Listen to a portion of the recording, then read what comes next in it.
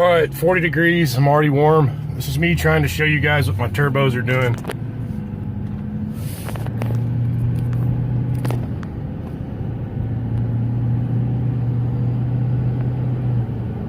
So look at that.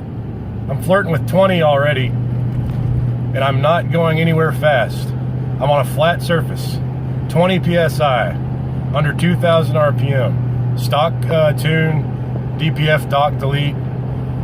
You know, should I be hitting 20 doing this? Trying to get on the freeway. Here we go, on the entrance ramp. Everything's flat. Now I'm going 55. Back off enough.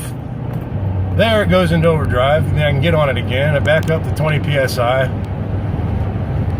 And I'm not going anywhere quick, guys. But if I'm supposed to be hitting 20 at just over 1,500 RPM going 65, come on, man. What the fuck?